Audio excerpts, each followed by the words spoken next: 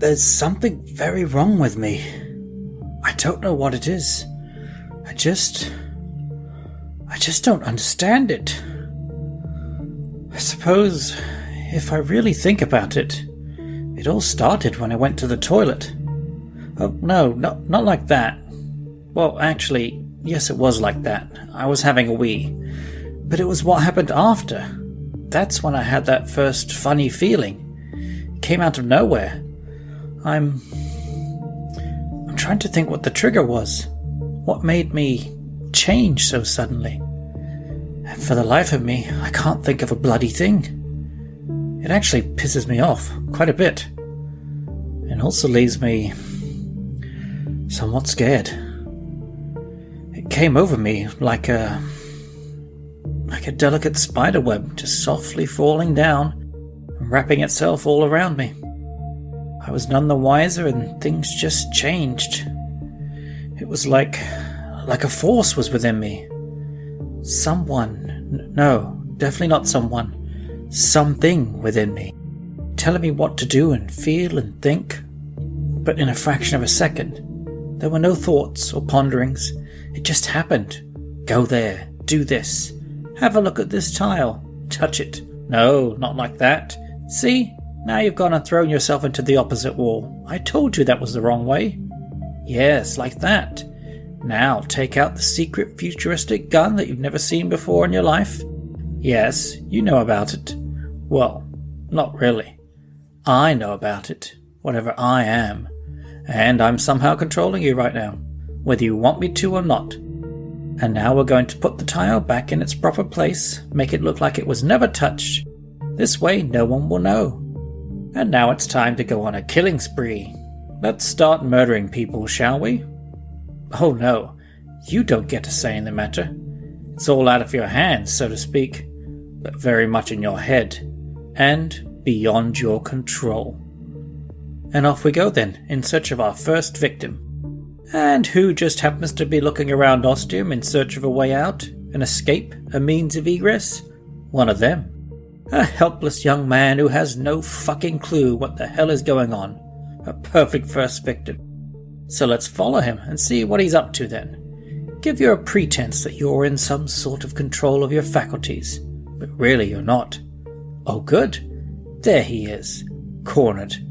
And now he's seen you, which is going to provoke a reaction, and you're left with only one option. Shoot the poor helpless wretch. Didn't that feel good? No, it didn't. Doesn't bloody matter. You have no control, no say in the matter. Let's move along then. And inside, I feel like I'm being torn apart and squashed into an infinitesimal ball of nothingness. And there's absolutely nothing I can do about it. I just want to bloody give up. The killing spree doesn't end with a single death. Wouldn't be much of a spree then, would it? I go through door after door, at times wondering if I'll ever return to Ostium and be free of this controlling curse. Sometimes I'm sort of myself, feeling I have some authority over my being and my mind, and yet, in the back of my brain there is a sense that I know this is not true. It's not my current reality. I'm little more than a toy, a puppet. Whether I'm Punch or Judy remains to be seen, but has little bearing on this new existence. Resistance, as one Captain Jean-Luc Picard let us know when he had been taken over by the alien race known as the Borg, is futile. So the doors come and go, and so do the men that soon become bodies, corpses, stiffs. Victims of the business end of the laser gun I'm forced to point at them and fire. I feel like a little piece of me dies inside with each death, each murder. Because I know it's something I can't take back, no matter how much I want to. And even if I wasn't my full and conscious self, it was my hand that held the gun, my arm that held it steady, my finger that pulled the trigger. That first kill, when it made me drag the body through the door into the casino building on Catalina and left it in that cinema, in the chair, as a parting gift for Jake and Monica. Even though I wasn't physically doing it, I wasn't in control of myself by any means. In that roomy larder at the back of my mind, I was aware. I was very bloody aware of what I was doing. Screaming, biting, scratching, spitting, doing fucking anything to get a reaction, to get something of myself back. No effect. Nothing happened. Did fuck all. I had to just suffer through it. When it, using my body, carefully placed the corpse of Richard Kaling, knowing full well what it was doing for those who would eventually see it, I knew as soon as we came into the cinema, recognized where I was, and then realized what it was making me do. Nothing I could do to stop it. It was beyond terrible. It was agony. And now I'm standing here, sort of myself, and I have no clue when I'm not going to be me again, when it's going to extend its talon-like fingers and take over again. But let me get to where I left off first and clue everyone in on what the fuck is exactly going on here. To the best of my ability, that is. That last time, going through the spaceship or space station, whatever it was, I still don't know for certain, I felt more aware and in charge of myself than I'd felt in a long time.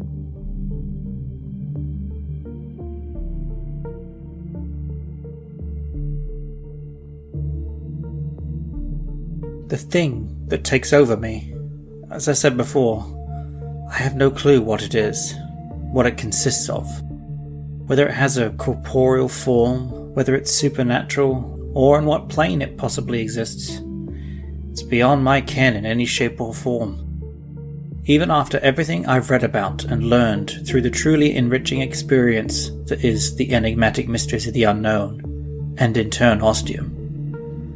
But I've been thinking, trying to wrap my mind around what this thing might be, where it might have come from, what its origin, its genesis is.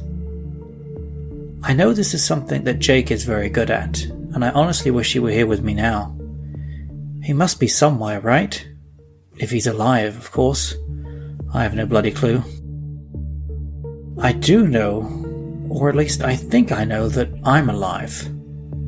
As far as Jake's concerned, well, any proof remains to be seen. However, things look pretty fucking bleak right now in regards to one Jake Fisher. But the thing, the entity, it's got to be a part of Ostium, a part of the foundation of this world, for lack of a better word. Because Ostium is its own contained self, its own existence and reality. There's nowhere else like it. Nowhere else where these specific rules apply and don't at the same time. Does the entity exist because Ostium seems to be something good and pure that takes you to these magical places in time and space? If there is to be this good, there must be a balance in the bad, the evil. Hence the possible loss of life that Jake has hinted at may be related to Ostium, the radiation cloud that killed so many of my fellow people, the earthquakes and tsunamis, the other devastations, and now there's me, going on a murderous rampage. It's got to be related to the blackness. Jake has always described it as something sinister and dooming, even if he's never let the blackness actually take him. Until he did. Until it took us. And it seems that's the end of that. But then there's also what Monica has seen and experienced. The screams, the ghoulish sounds, the banshees. There seems to be either a lot of somethings at work here, trying to fuck everyone over, or one big bad guy or bad thing running the show. My thoughts lean towards the latter. But I really need to get back to talking about what just happened to me. I can tell I've been avoiding it, leading up to it and then going on perpetual tangents, talking about everything but the so-called gorilla in the room. Or is that a bull in a china shop? I blasely talk about how saddened I am about the loss of Jake when the blackness took him, But I was fucking there. I saw it take him, just as the blackness took me.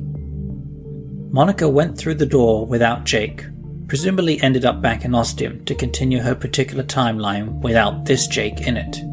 But in that other one, there was her Jake, the one she was carrying on her shoulder. And on the other side, she played it cool, kept her shit together, and I suppose continued on as if everything was normal and fine as can be in Ostium. There I fucking go again. Another tangent. Bloody focus, Dave. Keep it together, mate. You need to. For your own bloody sanity. Okay. As I said, an inordinately long time ago, I now feel more in control of my faculties than I have in a long time. Going through the metal doors on that ship or station, and then seeing that strange museum of the future. Heard on the other side of the room, Jake and Monica. Actually, to be more precise, one Monica and two Jakes, one unconscious. They were talking very closely, almost intimately, I thought. And then they reached their monumental decision. The blackness was loud and encroaching at this point. I knew I was completely and utterly fucked. So I just stood there and watched them. I'd already given up. And just as I watched Monica step through, I could feel the entity sinking its claws into my mind, once again taking over me. Was that because the blackness was so close? If this entity is somehow linked with the blackness, then that would make sense. However, after all the times it's taken over me before, the blackness has never seemed to be impending. So why should it be any different this time? Okay, time for the hard part. The bit I've been unable to really describe to myself yet.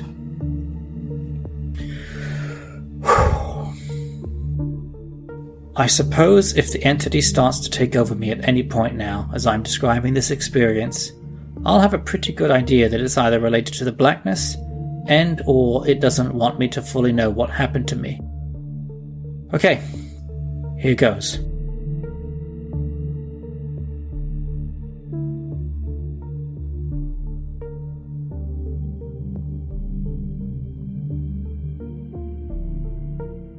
The last thing I saw was Jake watching Monica go through, and I was so confused.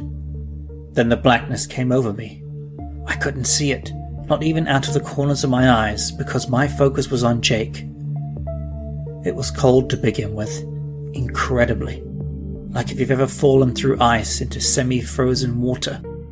I personally never have, but I know there are plenty of blokes who have, and I can at least imagine how extremely bloody cold it must be. The sheer shock to your system must be paralyzing. That's what this felt like. Absolutely and completely paralyzing. It wasn't quick either.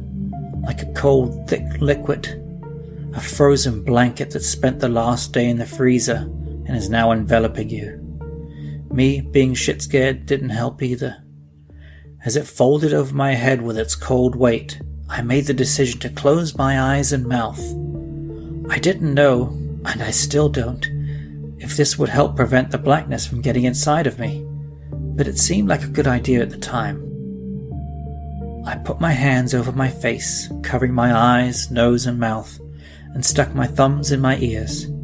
Must have looked a right sight, but at that moment it was all about attempted self-preservation. The weight and cold pulled me down, and I let it. Had no choice, really.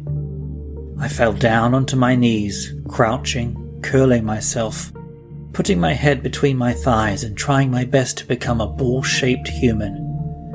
No particular reason. It just occurred to me in the moment. Seemed like the safe thing to do. Whether it was or wasn't, it worked. I felt myself getting squashed down, smaller and smaller under this suffocating cold weight. It started to feel a bit like in a dream, where you feel you're falling and spiraling, even if you're on solid ground. There was definitely a surreal sense to it, like reality was starting to blend with something else, and I was unsure of what was actually happening to me. It felt like I was starting to turn round, even though I could still feel the floor pushing onto my knees and feet. And because it felt like my body was starting to spin, it made it feel like my mind was spinning. Then I got a horrific image in my head. from watching too many creepy Saturday morning cartoons where the spider is rolling up a fly or some other insect in its web, spinning it round incredibly fast. Was I the insect food for whatever was being done to me? Just when it felt like I couldn't be squashed down anymore, that I was about to be turned into nothingness, or just go splat like a stepped-on pea, the weight just disappeared. It was gone. The weight and the cold. In a second, or the blink of an eye, if I'd had either eye open, I waited for a number of minutes, counted to 100, then did it again, just to be sure. I didn't hear anything. Could still feel the floor below me, so that hadn't changed, fortunately. This was where I turned into a complete kid.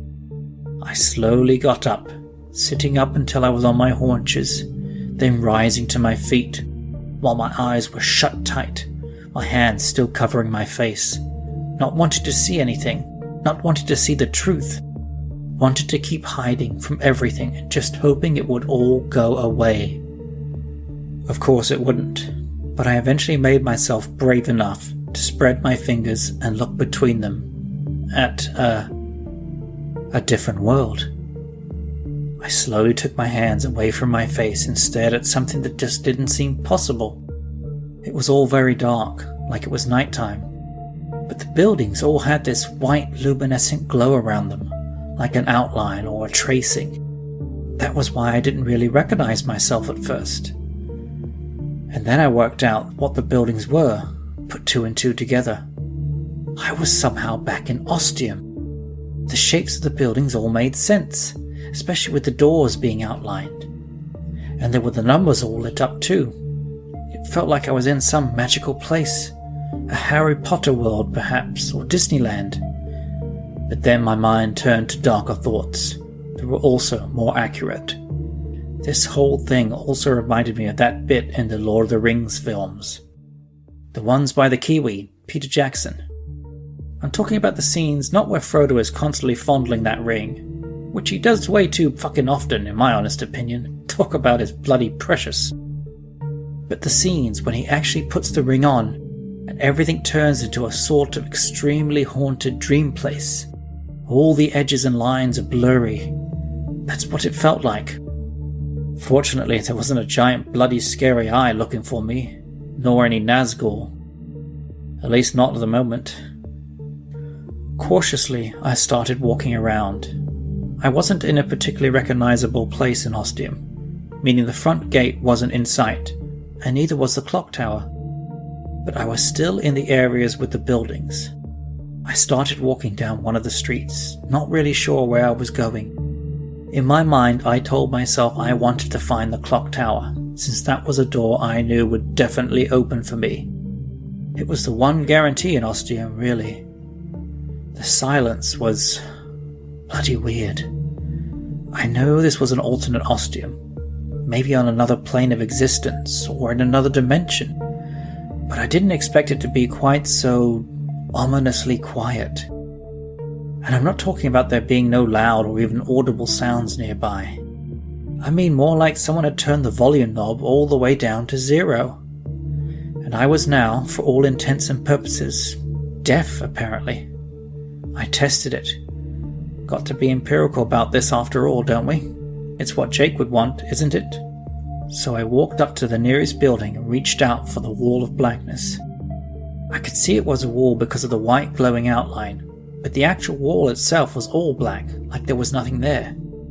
Nevertheless, I reached out, almost thinking my hand was going to pass through it completely, since it was all black. But no, I felt the wall. The wood, the texture, the solidity of it.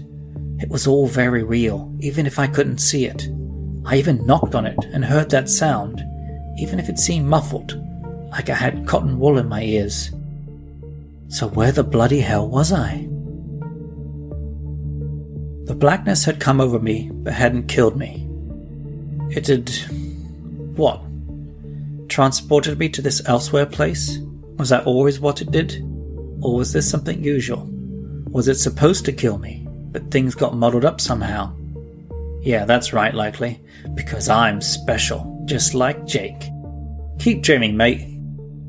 But what did this mean for me then? I felt whole again, honestly. Like I was myself and in control of myself. Fully me for the first time in ages. Had that blackness somehow caused an effect with the entity that had been controlling me? I wasn't feeling anything right now, which wasn't to say I wouldn't in any moment, but this did feel different. I felt different. More in control. Maybe it was because of where I was, in this bloody strange place where things were anything but what they were supposed to be. I joked about another plane or dimension, but maybe it was the truth. This was all ever so different. So why not then? Why couldn't I be magically free of that menace? I stopped suddenly. I swore I'd heard something. I stayed perfectly still, trying my best not to move, imagining the hearing abilities of my ears reaching out in all directions like little satellite dishes, trying to pick up the sound I thought I heard, or trying to prove I wasn't a complete plonker and hadn't heard a bloody thing.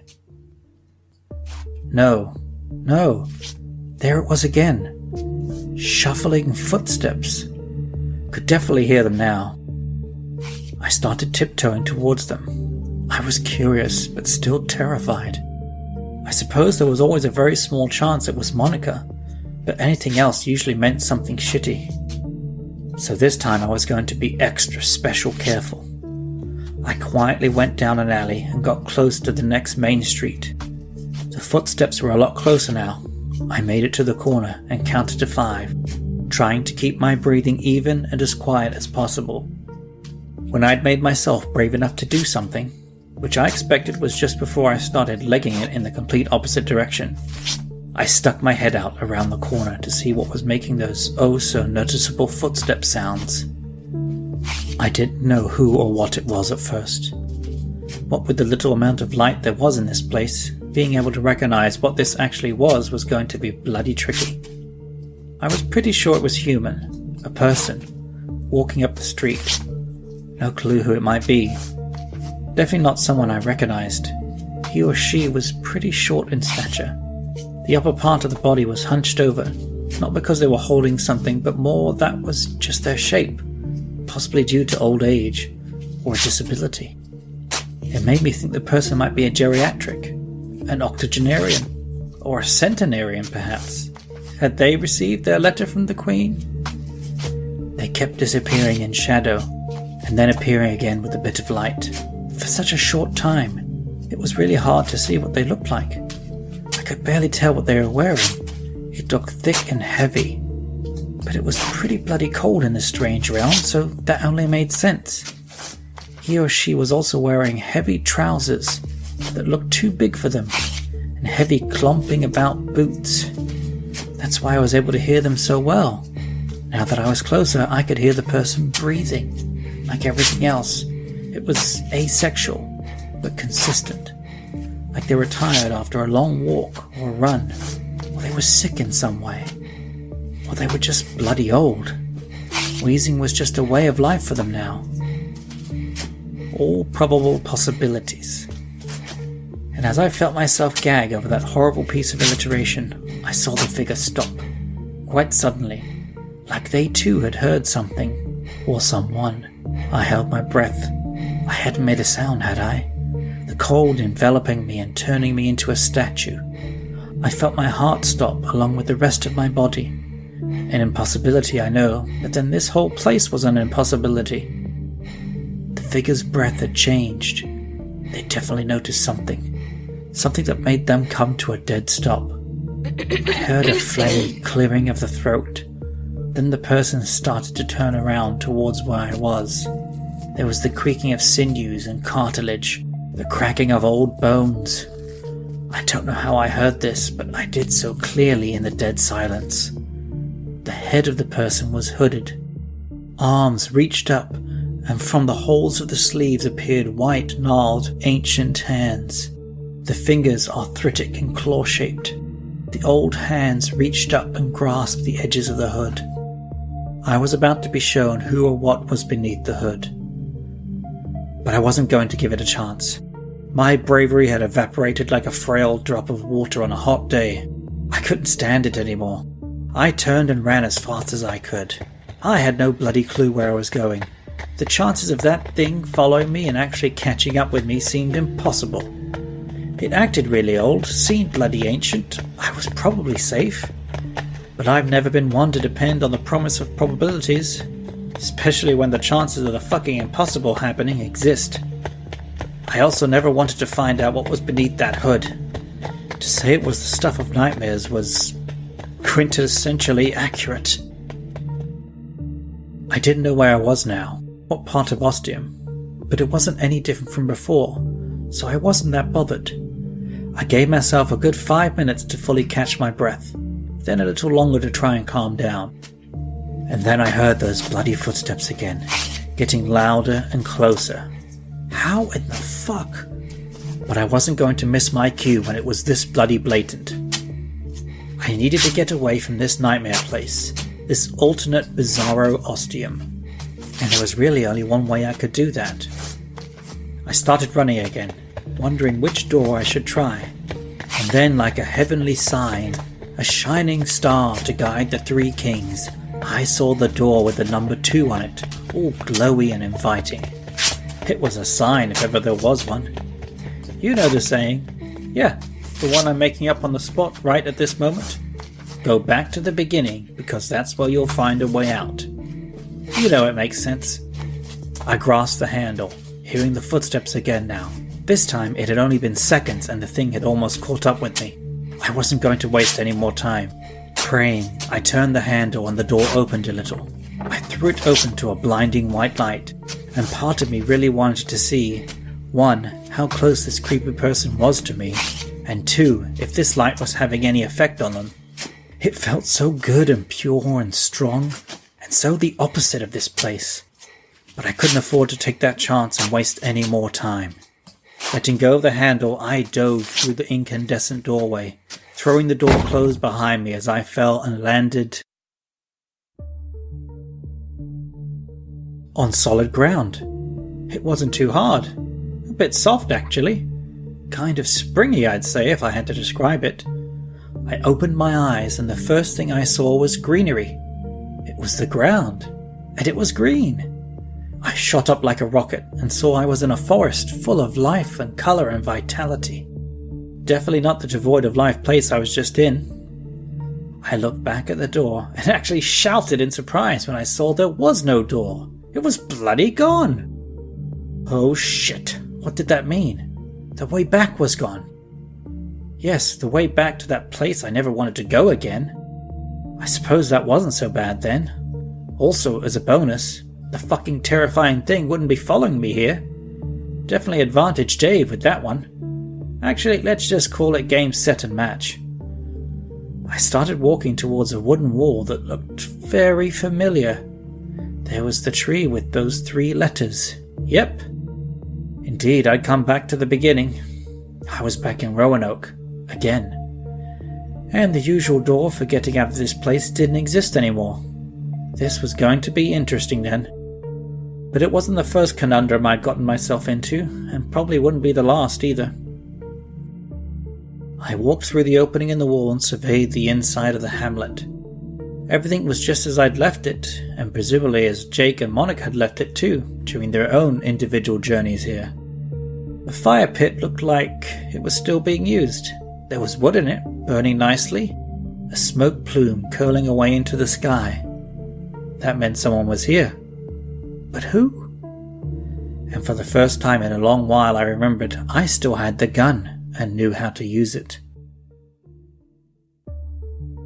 I hesitantly took it out of my pocket, worried that the entity was going to be taking over me again, coming out of bloody nowhere. I waited. It didn't happen. I waited a little longer. Still nothing happened. Finally, I emptied my lungs. I could only deal with one heart attack-inducing stressful problem at a time. I had to find out who or what was here, lighting a fire apparently. I went to the first building. The door was ajar. Actually more open than that. Just open enough for me to slip through without making a sound. I took a deep breath, pretended my tummy took up less room, and slipped into the house. Inside it was quite dark. There was a table and chairs. On the table was a lit lamp. There was oil on the bottom of it, keeping the flame going. It gave just enough light to reveal the man on the other side of the room. He was turned away from me, looking at something on the wall, staring at it as if it was something very important to him. He was taller than me, black hair. He could probably put up a decent fight, which was why the first thing I did was point the gun at him. In a shaky voice, I asked a simple question. "Who the fuck are you then?"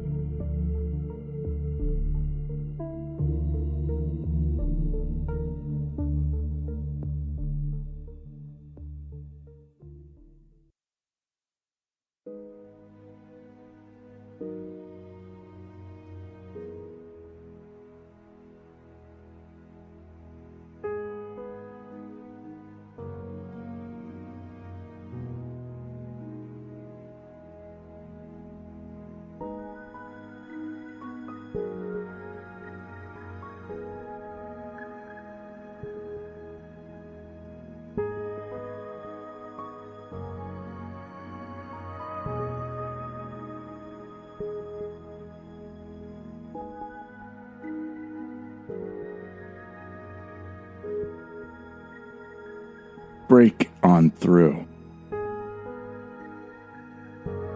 And what rough beast? Energy cannot be created or destroyed. To the man behind the curtain, there are more than the known 3 dimensions. M-theory says there are 11. Is there a multiverse? Its hour come at last. No, you're just not thinking fourth dimensionally. Across billions of light years, for every action, it can only be transferred or changed. Bosonic theory says 26. Pay no attention. Breathe in the air.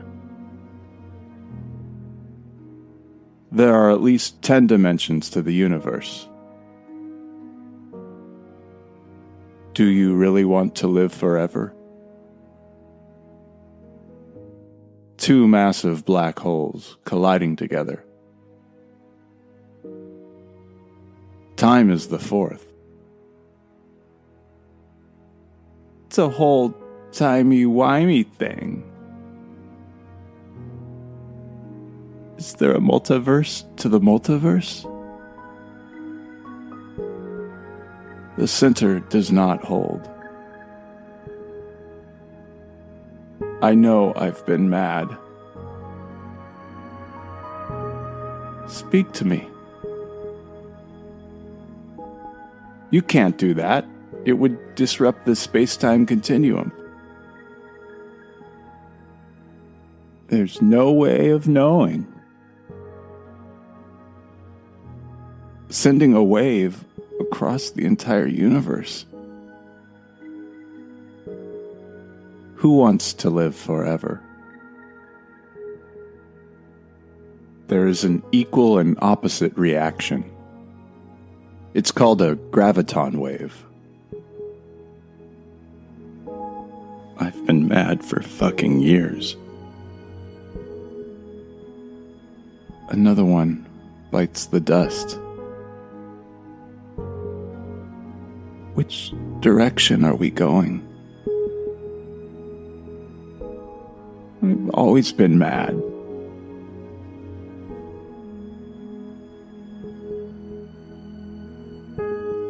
to the other side.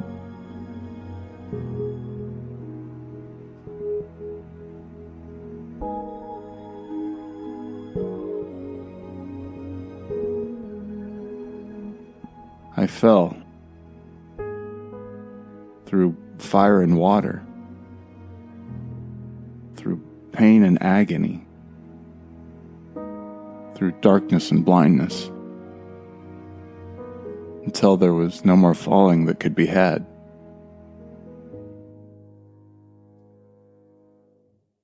Not for my sanity, anyway.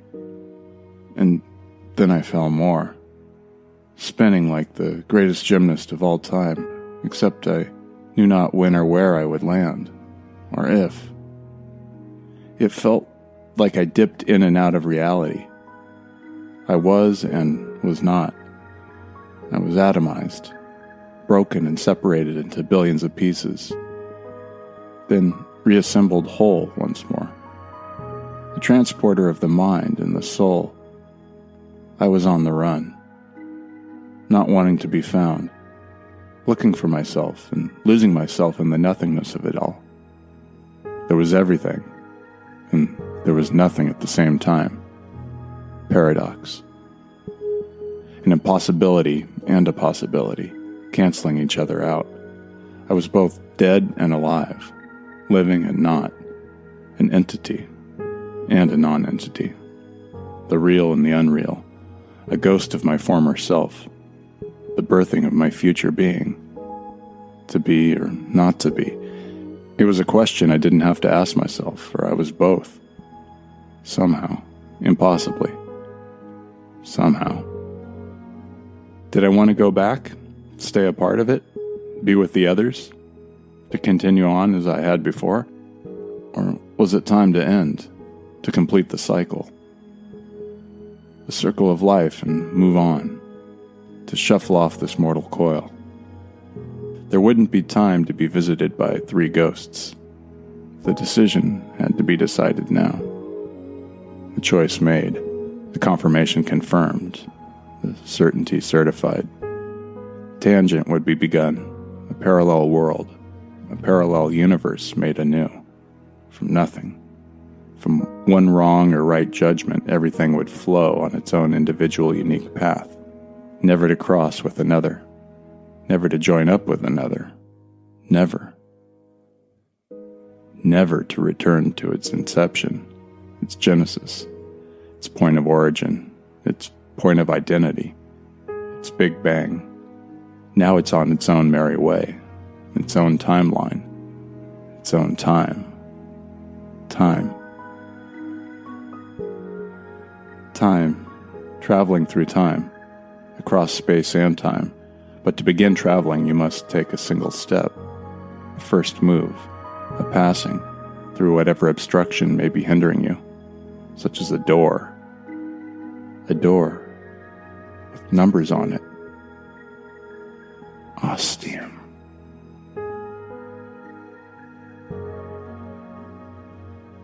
A moment, an iota, an increment, time. Is time a straight line? A curve? A circle?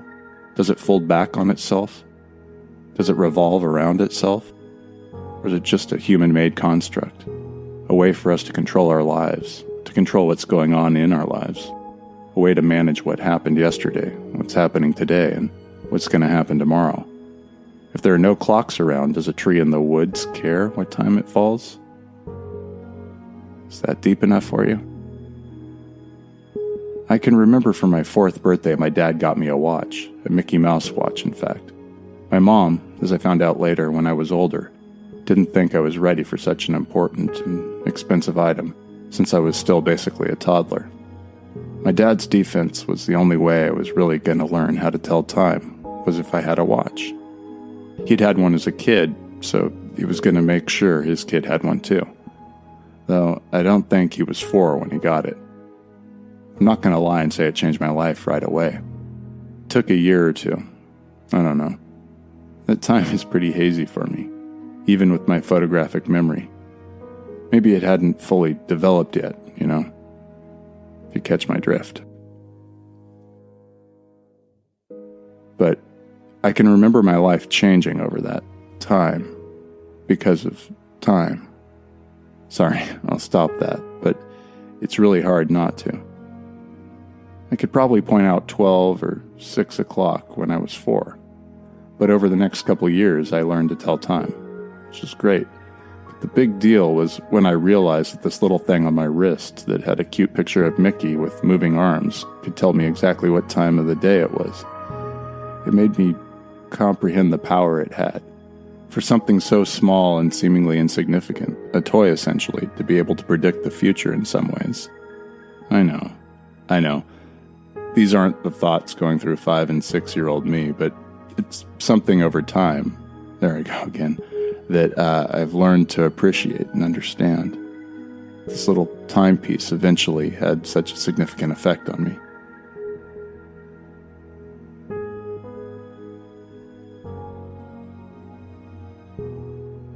I landed, as dense and heavy as a black hole, as light as the space dust surrounding its event horizon.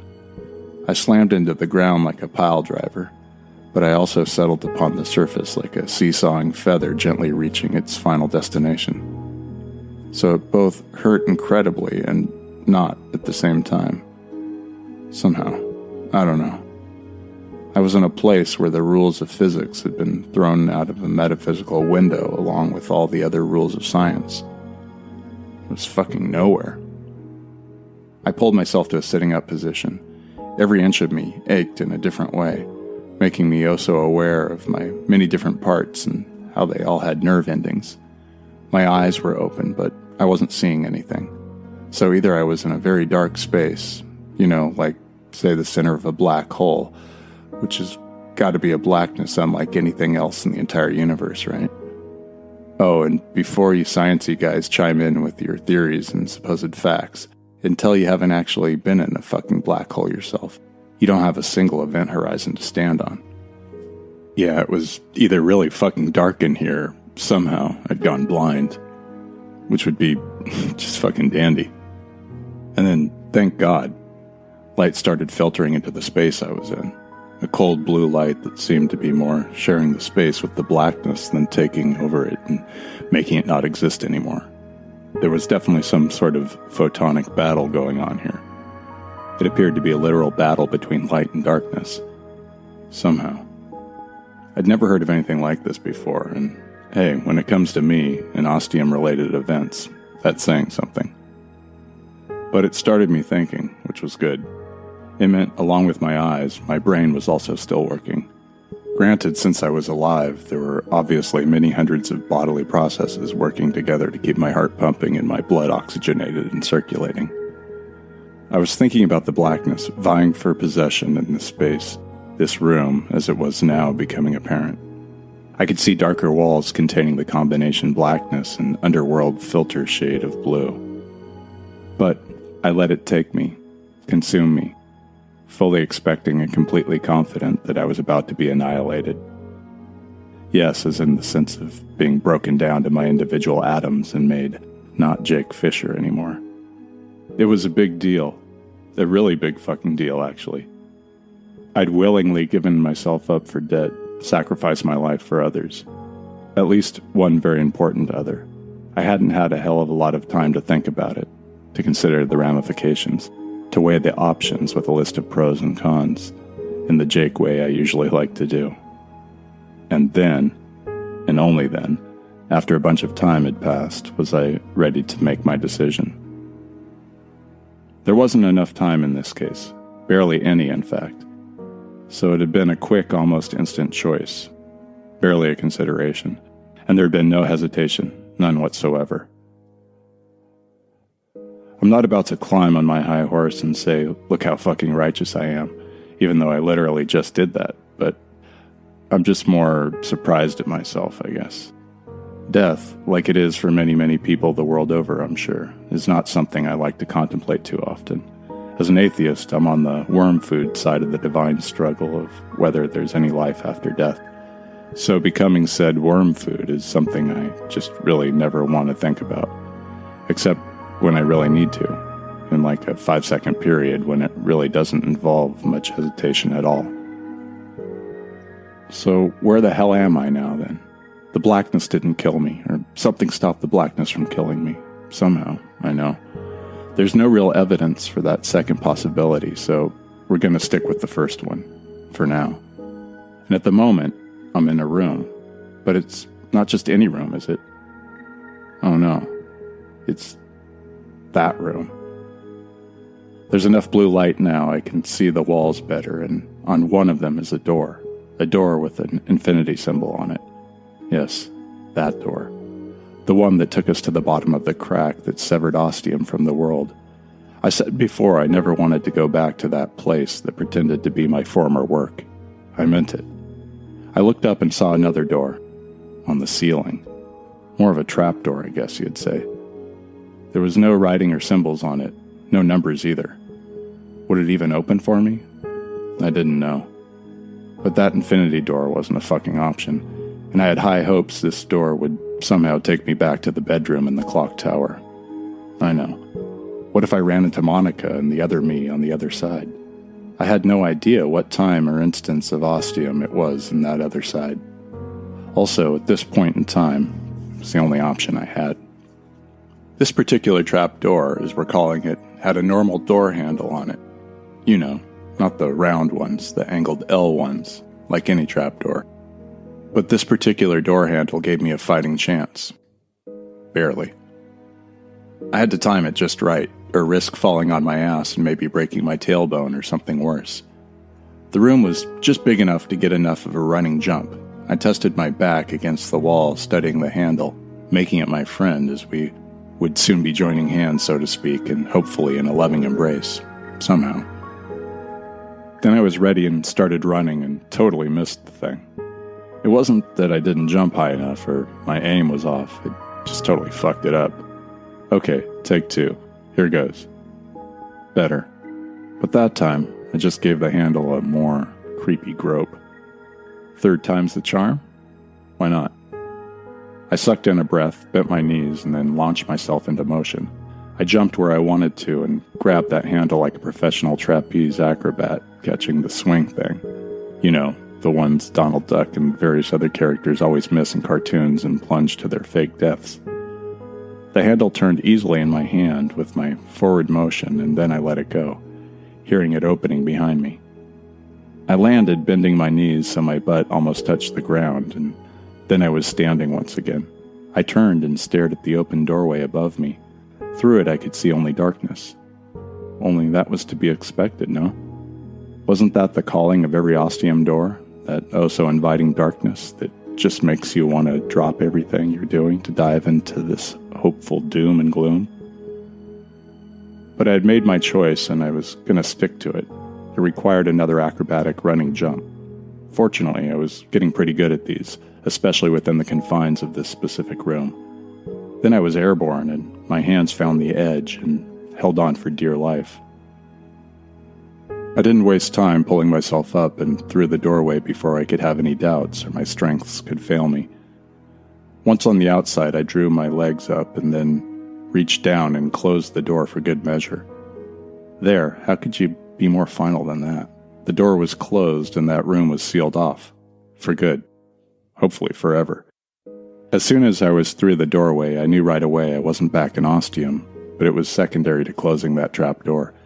I gingerly stood up and looked around. The blackness was all around me, like space without the stars and stardust. I could hear it. Hell, I could feel the sound vibrating off my arm hairs. But it didn't attack.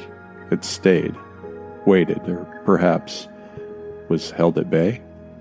I guessed I was looking at the blackness that was the same as that which was currently surrounding my untethered Ostium. Is that what had happened to me? Where I'd been sent? Is that what the blackness did to you? Sent you here and left you falling? I remember falling. For a long time. Felt like eons. But then this room. It saved me. Maybe I shouldn't have closed that trapdoor after all. Perhaps I should have ignored my gut feeling, just gone through that infinity door. I creeped over to the edge of the flat roof of the building I was standing on and peeked over the side, wanting to see the other side of that infinity door, which would prove opening it would have led me out into the darkness and let me fall. Perhaps forever. I looked down and fucking saw the other side of the door. Even had the infinity symbol on it. Holy shit, I'd chosen right. The room had made me choose, and if I had gone through the door, seen that blackness, and stepped through, that would have been the end of everything. Again. That was when the light show began. Above me, far, far above. It was a fucking veritable great gig in the sky. It was more of the blue light, still just as dark and cold now, but stronger. More there and apparent, I guess you could say. It was like a space mist, or fogmus, if you will. Silence your hateful insults this instant. Okay, getting back to the Galactic Light Show. Yes, Pink Floyd fans would most definitely be jealous. The blueness was now clearly battling with the blackness, sending jagged lightning-shaped bolts through its adversary, while the blackness tried to envelop, encircle, encapsulate, and various other words beginning with the syllable N. Which prompted the question from yours truly. What the fuck?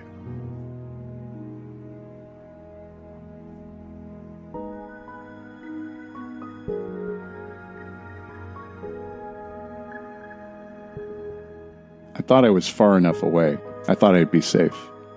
I was wrong. It was a classic rookie in sci-fi space move. I felt there was enough distance and could enjoy the crazy light show happening before me. But the battle for blue light and darkness became more violent, more animated, even if it was completely silent. As things speeded up, they got big, expanding like what I imagined a star going supernova does, taking more and more space. Just like when our sun runs out of fuel one day, billions of years from now, and is going to expand way out to consume Mercury, Venus, and I'm not sure if Earth will be eaten up like a little ball consumed by Pac-Man, or if our surface will simply be burned to a blackened crisp. It just didn't click for me at first. In my defense, it's been a really long fucking day, or week, or eon. Whatever it's been really long. And I'm, in the word of a certain British acquaintance of mine who may be as big a fan of Ostium as I am, knackered. Eventually, it sunk in what was going on and that I was in mortal danger. Sure, I'd somehow survived a run-in with the blackness once already, but I wasn't about to test my luck. Now, with these two deified behemoths of gas and light and color battling it out. This felt like Greek god-level stuff, and I was a mere mortal. But where the fuck could I go? What options did I have? I could jump off the side, try my luck, and probably fall forever until I died of hunger, thirst, or old age. Though I'd probably die of sheer terror first. Or there was the door. You know, the one I closed earlier, like 5 minutes ago tops. The one I'd intentionally closed because I wanted to be done with that room and the infinity door. And now may well have condemned myself to death via being caught in the crossfire of the god of blue fire and the god of black doom. Like always, there was only one way to find out. I grasped the handle of the outside and turned. The door opened and fell inward. I'd been hoping for this and let it pull me down into the room, preparing myself for a hard landing and rolling to lessen the blow. It worked. Thanks for the tip on that, Monica. Then I leaped up, slammed the trapdoor closed, and found myself back to square one. Where's that square two? Wouldn't square one be back on that space station when I'd first let the blackness take me? Or technically, isn't square one me playing the game of GeoGuessr that completely changed my life? At least it did when I decided to seek out the hidden town called Ostium. Do I regret this now? The choices and decisions I've made that have led me in various directions, taken me to places I've never seen, and have guided me to this very point and place right here, right now? Before I can arrive at a response to this, the battle of light and dark going on outside the room hits the small rectangular space, and suddenly I'm spinning. Well, actually no, the room is spinning, going multiple revolutions a second, it feels like. Me? I'm being thrown about like the proverbial bean in the tin can. That's a proverb, right? Or a saying. A cliche expression. Look, don't give me that do-goody-good bullshit. I was doing everything I could not to just puke and puke and puke until organs started coming out. This brought my senses to a whole new meaning of motion sickness. I wasn't physically able to do much other than try to avoid breaking numerous bones, which left my mind to try to come up with something. Don't fail me now, brain. But it did, I thought. It came up with another useless saying. In for a penny, in for a pound. What the fuck? Money? The hell has that got to do with it? I was at my wit's end at this point, pushed to every limit I felt I could endure. Then I was suddenly flung to the door. No, not the trap door, the other door, the one with the infinity symbol on it. Now the saying made a little bit more sense. Get it? Sense? As in money? I know. Not the fucking time, Jake. The trap door had been my last and only option, and now the infinity door was the thing. Except it led into the blackness of nothingness, right? And how did I not know I wasn't going to wind up in the middle of the blue and the black gang war? Because it had that infinity symbol on it, which meant a place and a time, right? The bottom of the crack, leading to my former place of work? I don't know. As I said, my brain was scrambled eggs at this point, and this seemed a reasonable enough assumption to me. So did dashing my brains out against the side of the room and ending this all now. Fortunately, I chose the former, turning the handle and hurtling myself through the door and into the blackness that awaited me on the other side.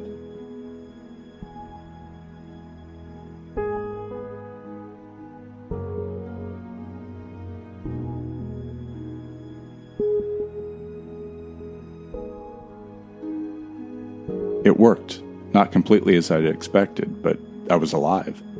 Sort of. If every fiber of my being ached before, now it was moaning in agony. But again, somehow, miraculously, nothing had snapped or broken.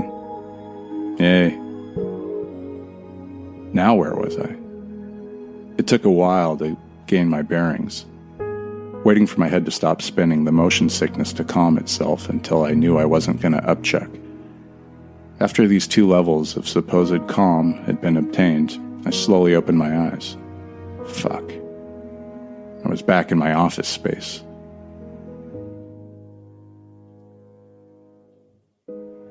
Not outside in the crack as I might have hoped, not in the stairwell leading to my former place of work where Monica and I first shared a kiss, but sitting on the dull beige carpet of the work floor.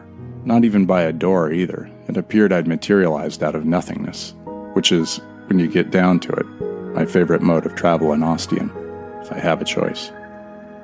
Especially when the alternate is being stuck in the blackness of space. I got up feeling things sway a little, and then stabilize. Yep, it was the same place, same feel. I waited a full 2 minutes just to see if there was anyone else here, or listened rather. Part of me was definitely wondering if I was crossing over into the timeline with past me and Monica coming here for the first time. Why not? This shit had happened before. Except now it was a case of black and blue, right? Moving up and down, and I was doing my darndest to go side to side and get the hell out of the way. Though honestly, I felt like in the end I was just going round and round. But what did that have to do with the price of eggs? Sorry about that. I don't really know what just happened. Let's just call it a momentary lapse of reason. Deep breath. Crack your neck once in each direction. Loosen them shoulders. Great. Now everything's back to normal. Sort of. The best it can be. I seemed to be alone. I could have walked in the direction opposite to my area of the floor, but I knew that was just going to be a waste of my time. I would just find lots of empty desks and not much else. So I headed toward my cubicle, wishing over and over for one thing in my heart, my deepest desire for this place. And it was granted. The desks were there with the computers and the monitors still showing their horrible headlines. But the clones were very noticeably absent. I felt myself immediately relax. Dealing with those fucking things again would have been just too much. I was afraid wire and ready to just set the whole fucking world on fire. Moving on to happier, less destructive thoughts, I headed over to the window, the one where I had seen a flicker of movement, something in another building. And then I was staring at myself, across the divide, but not just one of me, tens of me, hundreds of me, possibly thousands of facsimiles looking right back at moi. They weren't just standing there staring like automatons or those clones. They appeared sentient. I moved my arms, offering a playful wave, but not really meaning it at all. I was looking for a reaction. It was a test to see if they would copy me exactly, as if I were staring at 1,000 mirrors. No, they didn't copy me. And then they did, only out of time, off-key, one by one, waving back. But their facial expressions were different. Some smiling, some laughing, some indifferent, some confused. A few even angry for some reason. I wasn't staring into a kaleidoscope of reflections. These are all individual me's existing somehow. Perhaps on some other plane, some other existence. Another separate existence to my own. They were all alternate me's. Still, when you wave at someone you recognize in any sort of way, the other person pretty much always waves back at you, whether they recognize you or not. It's a polite thing to do, no? Us and them. Me's and me's. And then they all started doing something that scared the shit out of me. I started yelling and screaming at them not to. One by one, they lowered their waving hands and stepped out of the open windows and dropped out of the building. I leaned to watch them plunge to their deaths, my deaths. But I couldn't see the ground below. It was more of the blackness swallowing everything up. But no, it was something new. A combination black and blue, a mixture, a deadly cocktail perhaps. I had no way of knowing, but the other me's apparently knew otherwise, or at least thought they did. They continued to step out and drop like stones, little concern showing on their faces. It wasn't too long before I was the only Jake left. I stared at all the empty windows facing me, where all those me's had been looking right back just moments ago. And yet again I found myself at an impasse. What choice did I have? With shaking legs, trembling arms, I sucked in a breath, stepped up onto the window ledge, closed my eyes, and dropped off the ledge.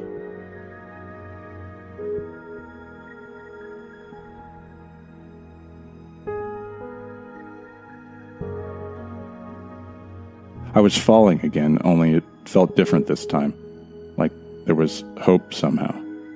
I don't know, but it sure was fucking colorful. Any color you like. It was like passing in and out of and surfing along a rainbow. My eyes were dazzled, my retinas singed with a spectrum of after images. I tried blinking, once, then lots of times, but it didn't really help. Then I started to see these black blobs, strange dark shapes in the colors. Some came closer and I realized it was all the falling me's. We were all plunging together to fuck knows where, perhaps all of our inevitable deaths. And then one by one they started winking out of existence. Each of them reached their point of destination and ceased to be. At least ceased to be here where I could see them. And then it was my turn. I was there a moment and gone the next, taken to what I could only guess was my inner mind. I was within the chamber of my very own thoughts. There were scenes going on all around me, memories from my past, which I recognized instantly because of what they were. I saw shades and forms of my former self, going this way and that. Like that time when I was with Monica in Colombia and I could see past instances of myself existing there, only there were so many more here, all passing through each other like there were only completely different planes of existence. I started to feel that Pink Floyd song, the one that begins with, "The lunatic is on the grass." I felt I was that lunatic now, seeing all this laid out before me. It was beyond overwhelming. I felt myself steadily going mad, literally within my own mind. I closed my eyes, shut them tight, then dug my palms into my sockets, trying to block all of that out, to stop any light and therefore thought from entering. I think I screamed, I know I yelled. It was just too much. Too fucking much. Too fucking... Too...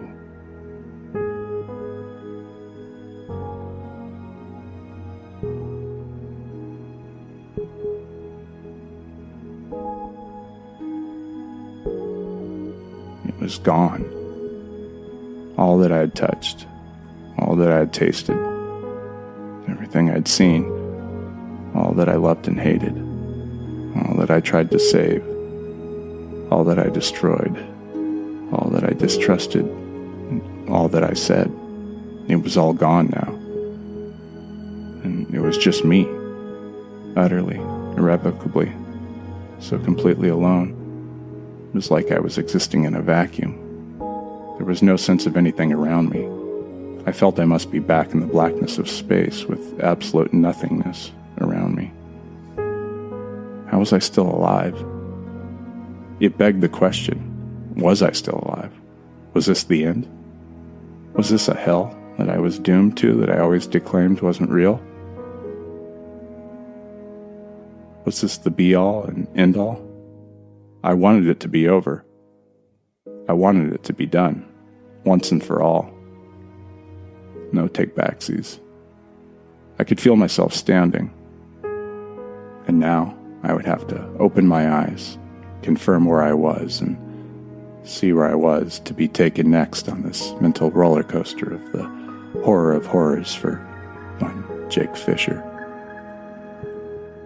I let out a long breath I hadn't known I'd been holding.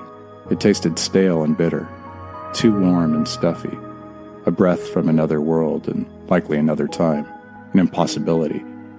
I drew in a fresh breath. It was crisp and cool, refreshing and awakening. I opened my eyes and took in my surroundings. I was in a wooden house. Before me was a wooden wall with a hanging piece of burnished metal.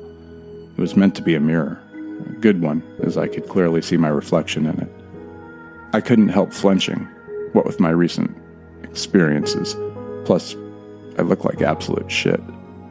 Then I saw the man standing before me looking right at me. He was pointing something at me. Who the fuck are you then? He said in a distinctly British accent. I took in a deep breath, then turned around to face him and my fate.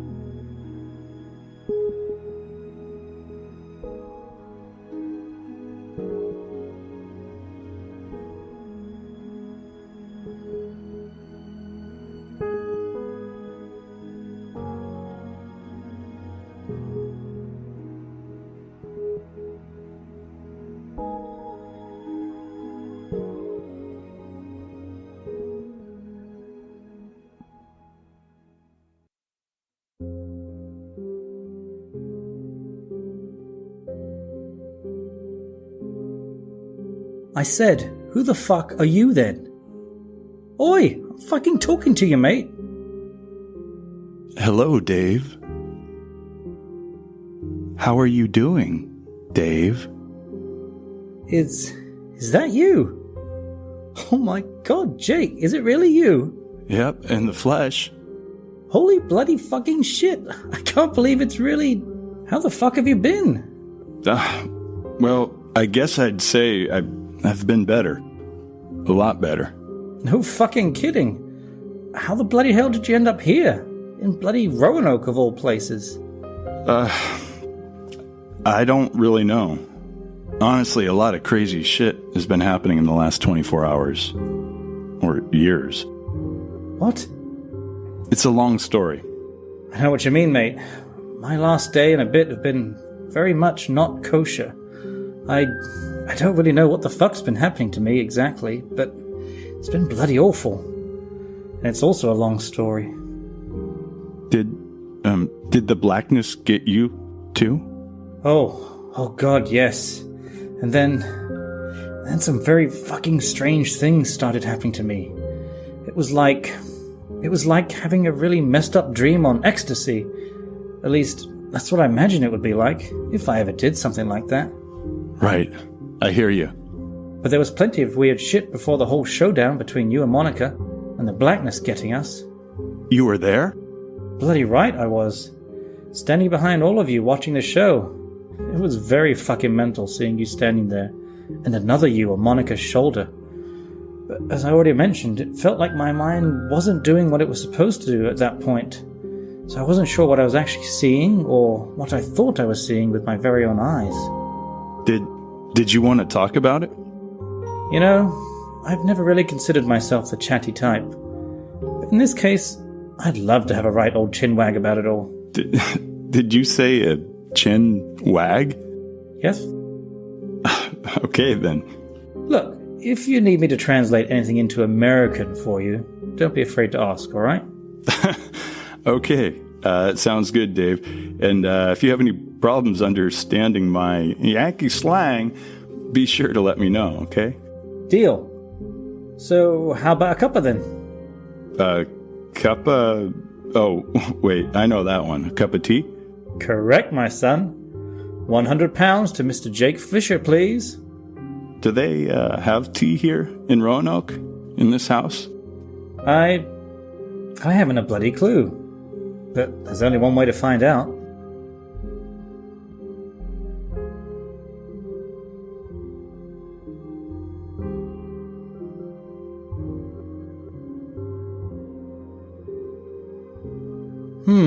I suppose it tastes like tea. Are you sure it's tea?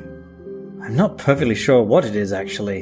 It tastes a little bit like tea, a little bit like dirt, and some ungodly mixture of herbs and spices. Not bad, though. These clay mugs are interesting, too. Not up to your 16th century Starbucks quality?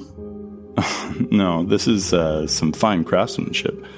I'm going to see if I could bring this gray, badly crafted drinking vessel back with me to Ostium. If we ever make it back. Right. So, there's our cue to start talking about what the hell happened to us in the last 24 hours, before we start getting too down in the dumps. Wait a second, mate. I need to ask you something first. Did you light this lamp here on the table in front of us? No, I didn't. And I don't suppose you lit the fire outside either, then? That's another negative. Alright then, we're just going to move right along and forget about those two scary details. Would you like to begin with your harrowing tale, or should I go first? Why don't you do the honors? Beauty before age, then. What? Nothing. So, you received that last email I sent you, right? Yeah, the one where you said that you were in a different Ostium? Right, exactly. And I did get a chance to hear your recording with the email you said you sent me. By the way, I never actually received that email. Just got to hear it through your Ostium recording. I suppose that means my Ostium was already as rotten as last night's fish and chips you decided to pull out of the bin. Okay, sure. Anyway, I was already planning on carrying out the very advice you were so generous to impart to me and your listeners. Well, at least to some extent. I decided I was going to take a gander behind the door with the big number 2 on it. But wait, that would lead you to here, Roanoke. Is that how you got here? Yes, Jake. My harrowing tale of suffering and angst is me deciding to go through door number 2 and arriving here just a few minutes ago and telling you to stick 'em up. What a story, eh? Sorry, Dave. Please continue with your story. Cheers. But wait. Hold on a bloody second, mate. What about the blackness? What about the blackness? You know, that impending darkness that likes to swallow us up and do terrible things to us. Aren't we at risk of its inevitable arrival at any moment? Huh? Oh, no. I've got it under control. What exactly does that mean? Well, I've been able to hold the blackness back for some time now. Yes, I know. You said so in the recordings. But that was only for a certain amount of time. Eventually, it arrived without fail. Every single time. Well, something's changed since I've come through all this. Or what? Being consumed by the darkness. Having it take over me and what it's done to me and coming out the other side alive. I can control it better now. Really? Yeah, I just feel way stronger now. When I recognized where I was, I just immediately engaged it. Engaged it? Like Captain Picard? Exactly. And I can feel it's, like, almost gone now. Just the barest blip on the horizon. Far, far away. And it's not coming any closer anytime soon. So you don't need to worry about it at all. Wow. Just wow. That's fucking incredible. I can't wait to hear what your trip down the rabbit hole was like. Yeah, it was a trip, all right. But let's continue with your story. Right. So, I've got me some food together. I even tried one of your oh-so-wonderful peanut butter and jelly sandwiches. Sorry, mate. It was bloody awful. I couldn't stand it. So I just made myself some jam sandwiches instead. For the record, that statement is anathema. And if I was a cardinal or bishop or a fucking pope, you'd be excommunicated. Right, understood. Well, skipping along then. With some nosh, I made my merry way through door number 2 and found myself in the desert. Well, it wasn't actually the desert, just bloody hot. Far away I could see this rock wall with human-made formations. They looked like rows on the outside of the formation with these tree trunks that looked like ladders. Yes, you were in the land of the Ancient Ones, or the Anasazi. Okay, yeah. I think I remember hearing about that in one of your recordings. Yeah, you certainly did. Sure. And then I saw 2 people very high up on the top level, I think. Or maybe one below. I thought they were you 2. Yes, it was us. We were heading into a cave to try to find a way out. I saw that. You 2 disappeared. I thought about climbing up there and trying to find out if it was you 2, but I didn't really want to take the risk. It was precarious, and I'll be honest, I was scared shitless at the thought of it. So I decided I wasn't going to go that way, and that's when, completely out of the blue it seemed, there was this door near me. I swear it hadn't been there before, but then it was just there.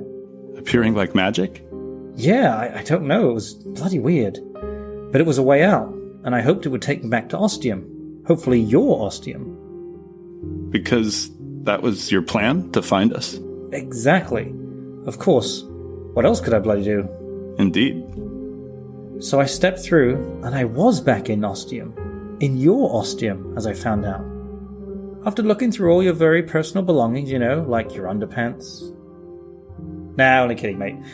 Might have been a little childish there. You could have at least laughed. Nothing?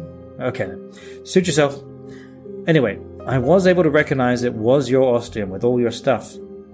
When you do your recordings, Jake, you're very thorough with the details. No stone left unturned. Know what I mean? I sure do. I like to think it's one of the parameters that leads to so many consistent downloads per episode. Well, look who's getting a bit cocky. Guess it's time to burst your big ego bubble then. That X-Files reference you made in that mini-episode on your little joyride back to Ostium. You talked about Scully and that boat and all that stuff about the fraying rope. Oh yeah, I remember that. It's what happened in the episode. I was having a moment. What's wrong with that? Nothing, mate. Except the part where you said it was from the episode Memento Mori during the 4th series. Series? Okay, fine. Season 4. Well, it wasn't bloody Memento Mori. It wasn't? No, mate. The scene you're referring to, which you did accurately describe, is from Season 2, in the episode One Breath. Oh shit. Yeah, so you might want to hold back on leading your ego parade down Buckingham Palace Road. Can we get back to your story now? In a minute. Okay, now we can. Where was I? Oh yeah, I knew it was your pad, your Ostium, because you had all your stuff there, like you described in earlier recordings. So I had something to eat, I think, and then had to have a wee. Right after that, when I started feeling strange, I was washing my hands as any gentleman does after using the facilities, and started to feel wonky. Wonky? Yeah, wonky. It's a word. Go bloody check the dictionary. Something was wrong. I wasn't feeling right. Started having a bit of a headache. I was feeling dizzy. Things were starting to get blurry. Everything was sort of shaking. This was the first time I had this feeling of not really being in control of my body. It was like a dream, sort of. Describe it to me. Well, it was like I was in my body and not in it at the same time. No, that's not right. I was definitely in my body, but not fully in control. Almost like wearing a spacesuit. Only someone else is controlling what you're doing in the spacesuit. Okay, got it. That's quite poetic, actually. Oh, fuck off. I don't know who or what was making me do this, but the important lesson to understand from this is that I couldn't really help it. It was beyond my control. And that's when I opened the hidden panel in the wall behind the sink. What? Yeah, bloody shocking, I know. Apparently there's a hidden panel low down to the floor behind the sink. One of the wall tiles. Though you'd have to do it exactly right, Can't draw any shape on it. Any shape? Right. I got it wrong the first time. Bloody thing zapped 1,000,000 volts and shot me across the room like a cork from a champagne bottle. 1,000,000 volts? Well, probably not that many, since I'd have been 6 feet under if that were the case. But it was a right old wallop. Bloody hurt too. And then that new voice in my head. The one I didn't give any permission whatsoever to come in and control me. Suppose that definitely means it's not a vampire then. It told me to draw an O, which I did, and out popped the wall tile, like it was a perfectly natural thing. Behind it was a space with a gun in it. A gun? What kind of gun? A gun like I'd never seen before. A gun that looked like this.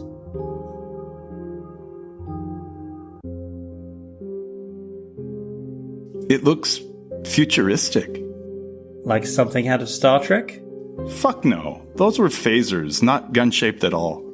Good. I was just checking. So more Star Wars then? Yeah, okay, I'll allow it. Why, thank you kindly, sir. And that was when I heard the bloke at the door. It was one of them soldiers. Came out of nowhere knocking on the door.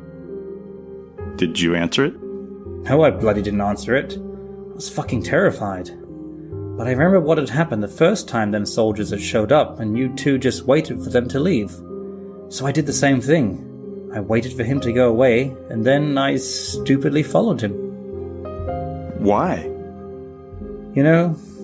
I've asked myself that question a lot of times. If I hadn't, things would have probably happened very differently to what they did. I think it was because I wanted to know where he came from, or where he was going. I was worried about you two suddenly showing up and how dangerous he might be. Thanks, Dave.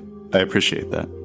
Don't think me too soon. Once he was far enough away, I left the clock tower, tiptoeing quietly behind him. He didn't really seem to know where he was going. That was when I started feeling really shitty.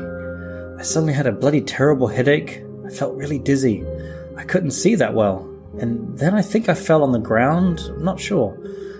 And from then on, things are really spotty. I can barely remember anything. Just little bits here and there. But I know I didn't give the bloke much of a chance to defend himself. I can't remember if I talked to him or even said anything to him. I know I shot him with the gun, and it killed him.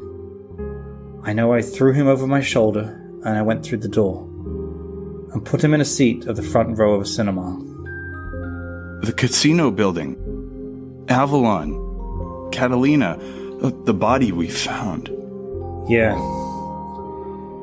He wasn't the only one. Private Tanaka? On the spaceship? Yeah, it sounds right, as much as I hate to admit it. Talk about a fucking dark period in your life. I thought I had enough horrible shit in my life to last a lifetime, but apparently I wasn't done. Not even close. I had some people I needed to kill first. I'm sorry, Dave. I know it's not really any consolation, but these people, these soldiers Monica sent through the door, were kind of doomed anyway. No, it doesn't really help. There was that guy in the snowy place. Bloody freezing it was there. Anjakuni. What? Anjakuni, that's what it's called. Where you were. We were there too. We found that body, too. Bloody great. I think there was also a bloke on what's it called? Easter Island. Really? Yeah, pretty sure it was there. I remember the big stone statues before I found him. I never saw a body there. Not that that means anything. What about the beach house? What beach house? It was a beach house in Fort Bragg I stayed at, from my past. I did a recording about it. Sorry, I'm not ringing any bells. Must have been after I lost full internet access. Before it became wonky? Now you're getting it. So what happened at this beach house? Well, we found bodies inside. Lots of them. They'd been horrifically slaughtered. Decapitated, disemboweled, torn to pieces. It was fucking terrible. Something I just never want to see again. Like something out of a Saw movie. Only very fucking real. No, I never went to any sort of beach house. And I never saw anything like that. Let alone... It's only ever been the gun. One clean shot and it's all over. And that's it. Okay, Dave. I believe you, man. And that's some very important information you've given me. Thank you. You're welcome, I think. And that's about it for me. Last thing I remember, I was on that space station or spaceship, whatever the fuck it was, looking around. And that's when I found you and Monica. And that's when the blackness took us. Do you remember what happened after that? Yes, better actually than the earlier stuff. I remember everything feeling dark and bleak and cold, and it was all pushing down on me, crushing me to a pulp, to a little speck of nothingness. And then it just let go, just went away.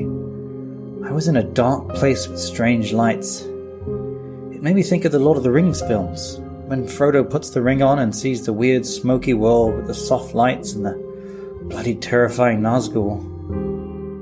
Ashnag Vrakatulich, Ag Bursum Ishi Krimpatur. One ring to bring them all, and into the darkness bind them. Okay, that's fucking scary, that is. I've met some serious bloody nerds in my life, but you outright scare me. Please don't say that again. Sorry, I was just trying to lighten the mood. Didn't help. So I was in this scary place, and it took me a bit to realize it was Ostium. Only different, very fucking different. Through this weird filter. But I sort of accepted it, dealt with it the best I could, and started walking around. In a little bit I heard a sound. Someone else walking. Or maybe something. I followed it. I tried to find it. And eventually I did. It was a hunched-over figure, slowly walking away. I think it was female, from the shape of the body, but I can't be sure. It looked a bit like the witch in Snow White, the crone. From behind. Her, or it, eventually heard me and stopped, and slowly turned around. It seemed to be looking at me. Then it started to pull back its hood to reveal its face. I couldn't take it anymore. I didn't want to see. I legged it, fucking ran as fast as I could until I found a door that let me out. It took me to here, Roanoke, and that's when I found you. That's interesting. Very interesting. That's it? That's all you have to say? Yes, it makes me wonder. What? What the fuck are you on about? Could you talk some fucking sense for just a second, please? That was heart-wrenching, telling you all that. And all you could say is that it's bloody interesting? I'm really sorry, Dave. I was thinking. Your stories had a profound effect on me, and I'm thinking about a lot of stuff right now. Stuff I'm still unpacking. Pieces I'm putting together. Okay then. That's all I needed. So, what's your side of the story then? Let me think a little about how to put it together so I can tell it to you so it makes at least a little bit of sense.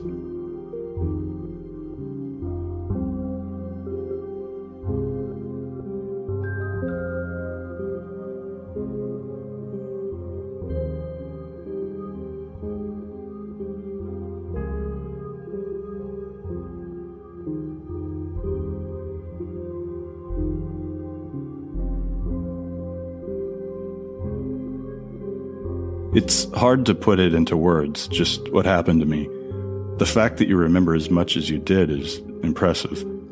I feel like the experiences I've had in the last hour, day, eon, they're all just little shreds of paper with words and pictures in them, and they've been dumped on the floor in this big messy pile of confusion. Cheers. That image alone is making my head hurt. More tea? I'm okay for now, thanks. It wasn't crushing me like it was for you. I fell. Forever, it felt like. And it was incredibly cold and black. I think I was falling through the blackness, but not the blackness we found on the other side of the Ostium doors. The blackness on the other side of the gate in the untethered Ostium. I'm pretty sure it's all the same blackness, but I wasn't on anything solid, just continuously falling. And then I landed and survived. Somehow. I was in a dark room, but it didn't take me too long to recognize myself. Or at least recognize the door I could see in front of me. It was the door with the infinity symbol on it. The door that took me to the place where I worked and those clones with the terrible news. I never want to go back there. So I knew for sure I wouldn't be going through that door. Little did I know. I remembered when Monica and I had been in that same space before. We'd come through an opening in the ceiling, so that's where I went. Took a number of tries, but I managed to get through it and out into the blackness all around. I stood on the roof of that room and looked around me, and it was like standing on top of Everest and being able to see all around you, except everything was black. And then I watched something truly unique, some sort of battle between a bluish light and the blackness. I don't exactly know what was going on, but there was definitely something. How could you tell exactly? I don't really know. It was a sense I got. The vehemence with which the two colors came at each other. That's what it made me think of. Things started getting pretty crazy and bright. I knew it was starting to get dangerous, and I dropped back into the room, having no real alternative. Right. You couldn't exactly jump off the edge, could you? I did think about it, for half a second. I could have done exactly that and taken my chances. Maybe I would have landed on something else, or maybe I would have fallen forever. Or maybe that great light show in the sky would have got me and just made me not be anymore. I just didn't know. So I went with the sure thing. And then you went through that door with the infinity symbol on it. You are correct, sir. Even though I told myself I wasn't going to, that I wasn't going to take the risk of going back to that place. Once again, it was my only option. And there was a chance it would be different this time. Perhaps. It was an uncertainty, an unknown, and the only way to confirm one way or the other was to go through the door. So I did, and arrived here. In Roanoke? Yes, but not just Roanoke. Exactly in this specific spot, facing the wall. Really? Do you know why? You know, for once in this crazy place called Ostium, I could say I do. Which is? Because I knew this is where I needed to be. To find you. To find me? Yes, we needed to meet up. On the other side of the doors of Ostium, through the blackness. The only way it would work is if I anticipated what was happening to you and cut you off at the pass, so to speak. Cut me off for the what? It's an expression. I had to predict where you'd be and be there before you, so we would meet. And you did. You knew I'd be here, so you made yourself materialize right here at this specific moment, so I'd find you. Correctamundo. I don't know if I fucking believe you, mate. That's okay, Dave. You don't need to. What I went through, going through the blackness, coming out the other side by my own hand, or really my own thought and mind in this case, it changed me. It made me understand more about Ostium than I've ever known. It made me comprehend. You know, it sounds like something a cult leader might say. But I think I'm with you there. It certainly makes me feel better. So, we've told our stories and drunk enough tea that I'm going to have to hunt down what the 16th century equivalent of a loo is here. And I have a feeling it's a tree. What's next for us? It's time. Time to take on the blackness once and for all. Time to stop it and to get us the fuck out of this place and back to the world we know. The Ostium we know. Do you know how to do that? Before? No. I had no clue. Now? I do. We have to go back to that beach house, where shit took a turn for the very dark. Okay. And how do we get there exactly? Oh, don't worry. I know exactly how to get us there.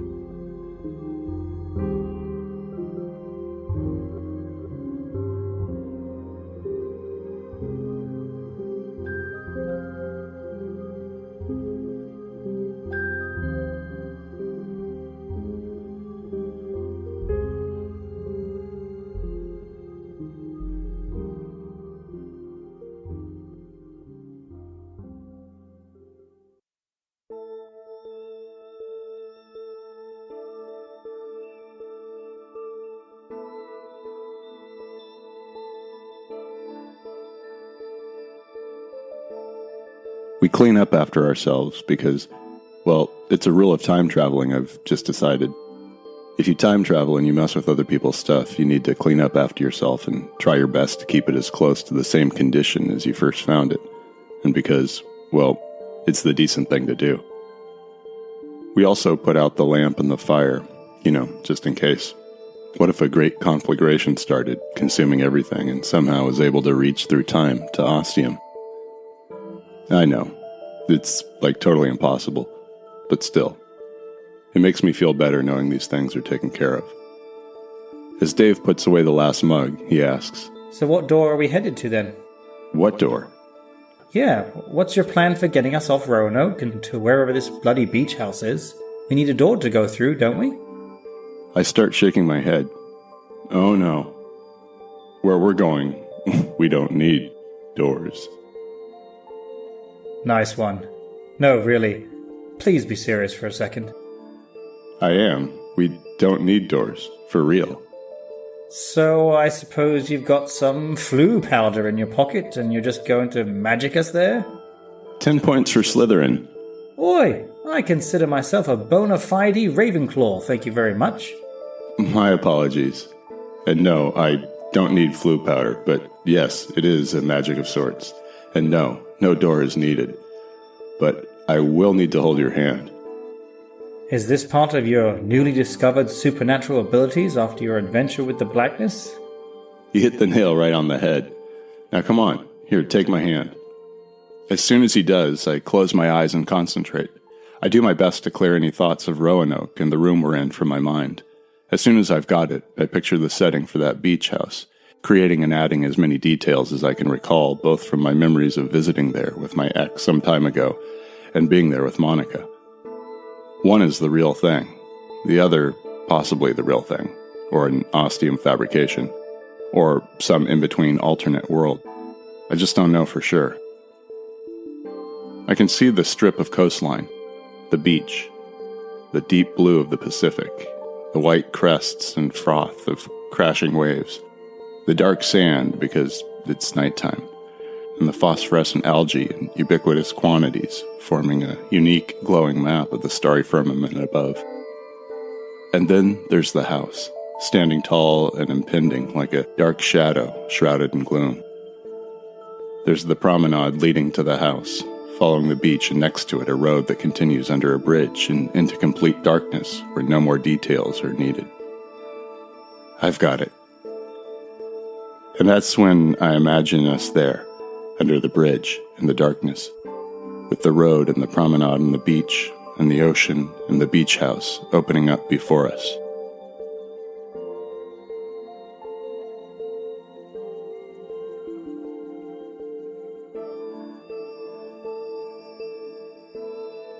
And we're back. At the same place I'm pretty sure I told Monica I never wanted to be again. The place of such horrific carnage. Well, I really don't want to talk about it anymore.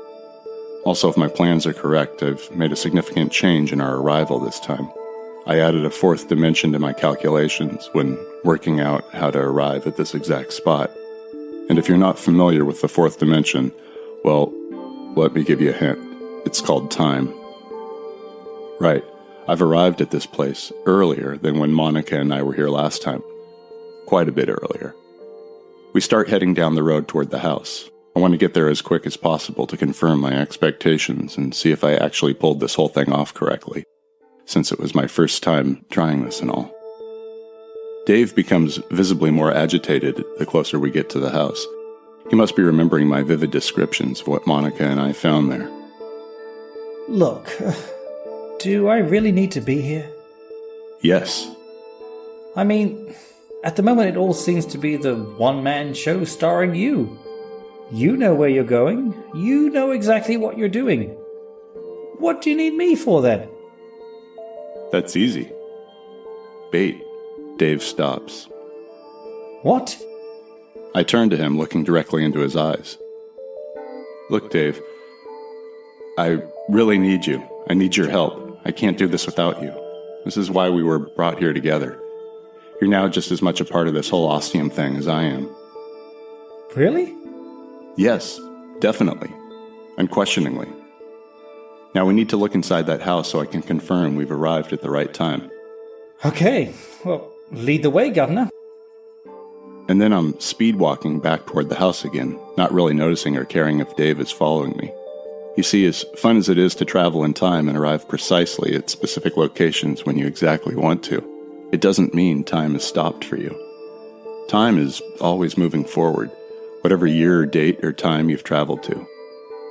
Even with time travel, you can't stop it. You can only visit it at different points throughout its life, like a flowing river. You can look into the river right in front of you. You can look upstream as far as you want. You can go all the way downstream, but that river isn't going to stop while you're looking at it. It's going to keep doing what a river does, which is flow toward a larger body of water. You can even jump into the river if you really want to. And you know what's going to happen? That's right. You're going to flow right along with it, whether it's water or time that you're swimming in. As for salmon swimming upstream, applying that rubric to time is a much more complicated upper-level lecture for another time. So let me know once you sign up for that course, and be prepared for a lot of homework. I make it to the house and push open the door. The hallway light is on like last time, and I go through to the dining room, turn on the light, as I'm very familiar with where the light switch is now, and bracing myself, I let out a long-held breath as Dave joins me by my side. He's not screaming, so that's got to be a good sign. There's a dining table and chairs, with place settings in front of each chair. There are no bodies, or body parts, or heads. No people at all. That's perfect. I've arrived at the right time. I don't need to bother checking the rest of the house. Okay, Dave, I say, turning to him. Time for us to get into our positions. The confused look on his face is exactly the one I want him to have when those men arrive.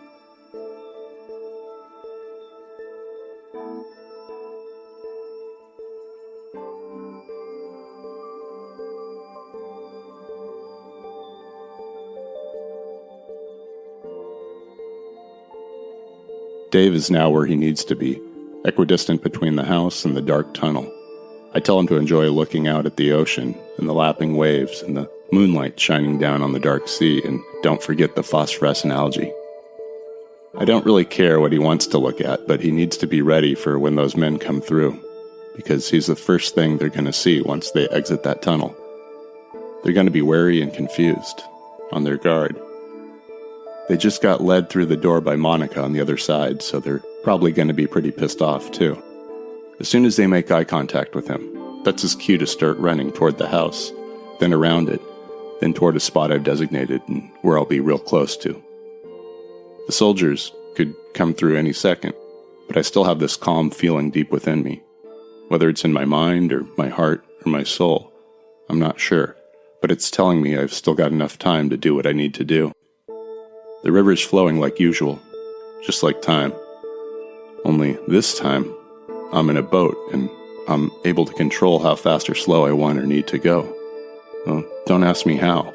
It's just something I'm now able to do, like controlling the blackness. So, are you sick of this river is time metaphor yet? Yeah, I'll give it a rest, but don't be surprised if it starts pouring through when you least expect it. Okay, it's time to streamline this and get on with the show. Hey, what's wrong? You can't hold your water? And I'm done. My cup runneth over.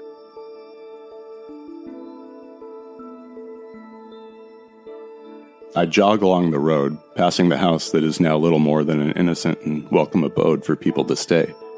Having been inside, I'm a lot calmer around it now, something I never would have expected until I set foot in it for the second time.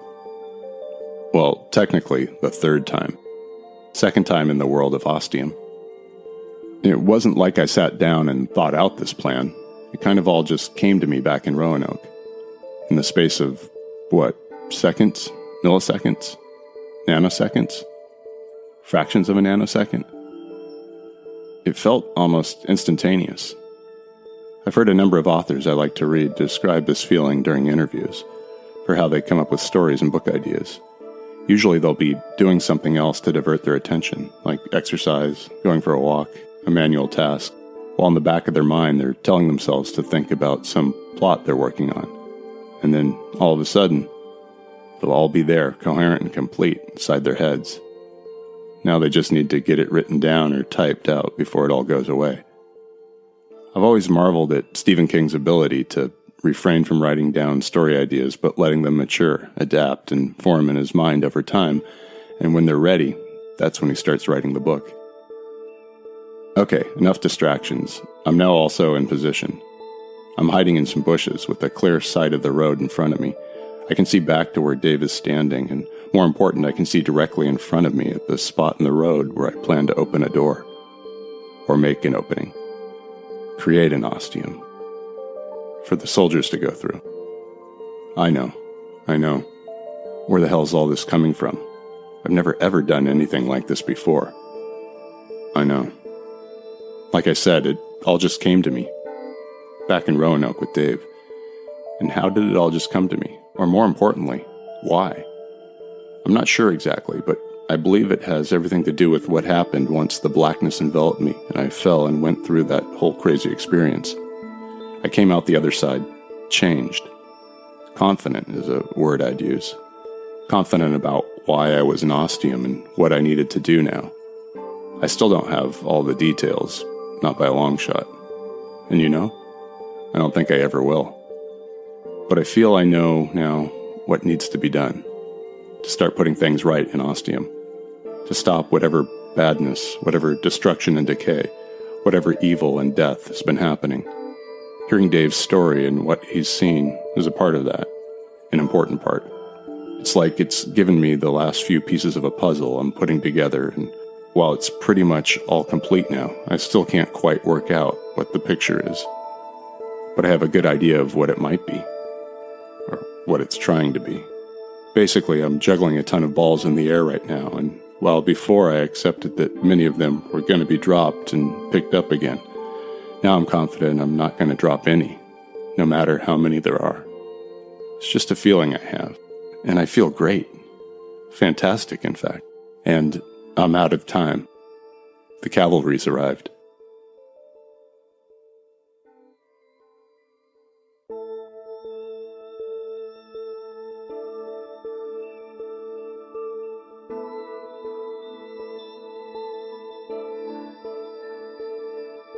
Dave carries out his role like an Academy Award-winning actor. He sees the men first before they see him, and as I'm watching him, I can tell this.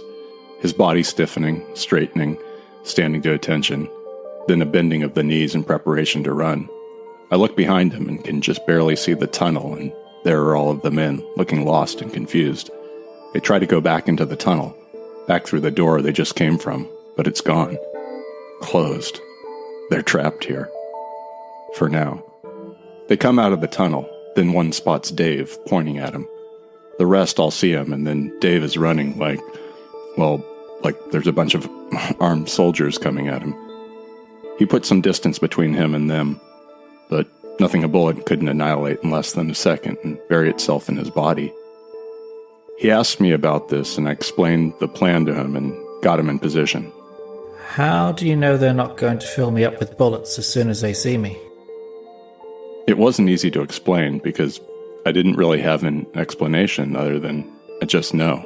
It's a feeling, an intuition, a confidence I have in myself and in him and in those soldiers that they will not open fire. He wasn't happy with this, not by any means. But we were already in the thick of it, as you might like to say, and getting out of it wasn't an option. And I'm right. No guns are raised. But they're all charging after him. What they'll do if they actually catch him, I don't have a clue. But it probably won't be good. Fortunately, Dave is a good runner, which might have something to do with what's coming up the rear, and he's able to maintain his distance. It doesn't take long before he's close to where I am, where there are more trees, where it's darker and there's coverage. He reaches his marked spot and then dives into the bushes on the other side of the road to me. Now I switch my focus to the men. Dave's part has been played out. Perfectly, I might add. Laurence Olivier would be jealous. They're coming fast, but they haven't seen where Dave went. The cover of trees and darkness work like a charm. They're slowing down, but still jogging, confused once again. Just like I want them. I turn to the space in the road where it's darkest. Then I imagine. I create a world in my mind that is on the other side of this hole, this fissure, this rip in time and space. But their world is vague and nebulous to me, unclear and dreamy, like I'm wearing glasses that are of the wrong magnification. I can see shapes and forms on the other side, hints of color, but I can see nothing concrete or detailed. It could be anything and anywhere, just how I want it. I imbue it with as much reality and life as I can, as if I'm pouring my energy and essence into it, birthing it into existence.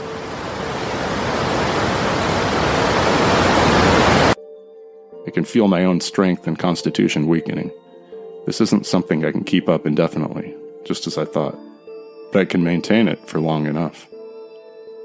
The soldiers keep moving, stepping beneath the trees and into the darkness. One by one, they pass through the Ostium and into their world from where they came from. I don't know it, not by any means. Monica never told me. I never had any details. But I'm confident that what I've created is as close to the world they've come from as can be, making it therefore the same exact world they left when they first came into Ostium. As the last man passes through, I release the opening, and the Ostium closes up like the reverse of a ripple on water until there's nothing there.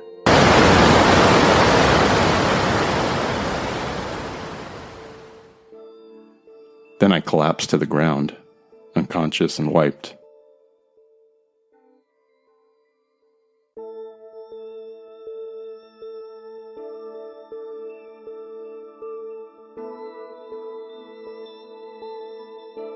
I'm not out for long, as I'm told by a very pale and terrified-looking Dave. The guy was shitting bricks, but not literally. He thought I had died of a heart attack or exhaustion or something. When my consciousness returned to me and my eyes fluttered open, he started crying tears of joy. I took it as a compliment. How long was I out? Not long, mate. A minute or two. Thank bloody God you're alive. I stand up, assessing how I'm feeling. A little dizzy, but okay for the most part. Although I'm really tired. It's to be expected after the amount of energy I used up opening the Ostium. We need to move. Now. Follow me. Dave doesn't question, but is right behind me as I start running straight for the house. I know I don't have the liberty of as much time as I'd like anymore. I can feel it, a tension in the air. I almost think I hear static crackling. She's coming. Very soon. I get to the door of the house, throw it open, and once Dave's inside, I slam it closed and start running up the stairs. Dave is being my loyal Igor, following a literal step behind, not asking a question. Good. I don't have the fucking time. Upstairs, I open the door to the first room and am happy to see a window. I don't remember if the beach house of bloody bodies had a window in this room, but at this point, I don't give a shit. As I come close to the window, I turn to Dave and with palms out, I make a stopping gesture, telling him to stay exactly where he is. He understands instantly and halts. Then I put a single finger to my lips. He nods in comprehension. I nod back, then step to the window. Keeping to the bottom right corner, I slowly peek over the edge until I have one eye looking through the glass. It's still nighttime out there, but the moon is also shining, soaking the world in a silvery light. It's enough. There's an electric crackle in the darkness of the tunnel, and like a witness bolt of lightning, I get a singed, evil image on my retinas. 1.21 gigawatts of badness. It's her. I recognize the woman instantly, if that thing can be called such. Creature is a better word. She's just like Dave described, the cloak and hood covering and hiding her shriveled form. I don't know what she is. I don't know whence she came. I don't know how she came to be. All I know is that she is behind it all. She is the blackness. This is something I intrinsically know. I feel it in my very bones. If I wasn't an atheist, I'd say I have complete and utter faith that she is the root of all that is wrong with Ostium. Because I know it to be true, like the laws of gravity and thermodynamics, and the known fact that I am tied to Ostium, and it is tied to me. Perhaps she is the yin to my yang, the balance. I'm trying to do good and help in Ostium. She's the antithesis of this. I know nature and reality like balance like this, matter and antimatter, but in this case, I fucking hate it. And I also don't believe it. Evil doesn't need to exist because of balance. Nature is red in tooth and claw, and cruelty is always alive and well, but does not exist to justify the goodness and kindness of the world. Whatever some religious zealots might tell you. No, however this creature came into being, either some other thing or some other someone brought her here, or put her in Ostium, or she made herself part of all this. Just as there was nothing natural and logical about my discovering and coming to Ostium, there's nothing right about her being here. She's moving now, walking floating toward the house. I can't see any shoes or feet beneath the cloak. The material just ends a little above the ground, and below that is nothing but air or something else. She's drifting toward us, while her hood scans from side to side, then does an impossible 360-degree turn, like a lighthouse overlooking the sticks. I have to pull back, wanting to get that incredible fucked-up image out of my mind. Not that I ever can. She's coming closer now, and we begin to hear her. The look on Dave's face is how I feel inside, and probably quite similar to the look I'm wearing on my face, too. I don't know how we're going to get out of this one, but dying of fright is starting to seem like not just a viable but possible preferable option. Her voice is that of nightmares and discomfort and pain. Iron filings dragging across a never-ending blackboard. A pit of writhing insects that just sucks one in deeper. One's imaginings of the unbelievable pain of being burned alive. All this in a croaky, phlegmy, whispery sound that can't possibly be created by human vocal cords. The words are drawn out, long and sinuous, verbal serpents searching for listening victims.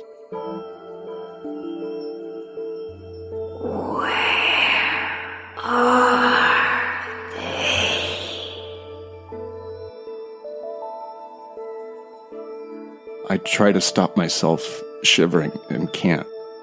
Losing my balance, I roll to the floor, bringing my knees up to my chin, feeling goosebumps over my entire body. I made her. Bring them.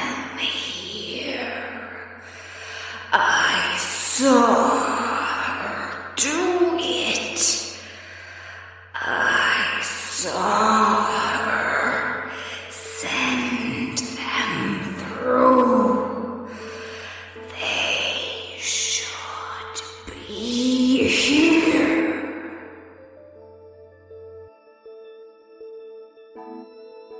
The last word brings Dave to the ground, his teeth chattering. I don't know how much of this I can take. I force myself to let go of my knees and cover my eyes with my palms. Dave gets the idea and does the same. We hope it'll help to block out these horrible sounds. It doesn't. I wanted to have fun. Where are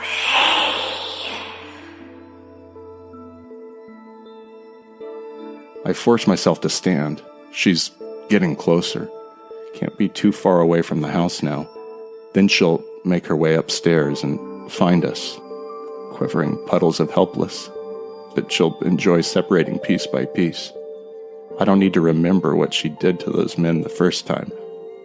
Those men that I've now managed to save. At least that's something. Something she can't take away from me. Something that can't be changed. Leaning against the wall, I drag myself over to Dave, then reach down and pull him to his feet. His cheeks are wet with tears, his eyes red-rimmed. Our arms support each other and we shuffle toward the doorway. When we reach it, I force him to move along the hallway toward the final room. It feels excruciatingly slow, and I know she's coming closer and closer. We need to get the fuck out of here. I have an idea forming and I seize it in my mind, grasping and clasping onto it like a life ring, pulling myself up, keeping us afloat. We make it to the last door and enter the room, closing the door behind us. Not that it'll be any hindrance to her when she reaches it. After my fun, I was going to make him play with them, kill them one by one. Those I left for him.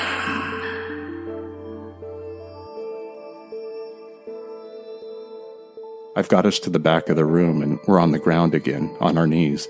Dave is holding himself in a ball. He's repeating something over and over. I think she's talking about me. I think she's talking about me. That's okay for now. I'll need him soon, but not yet. Then I close my eyes and try ever so hard to focus, to push away the fear and the darkness, to work on crafting another Ostium. This one completely different from the last. I'm exhausted, tired beyond all means.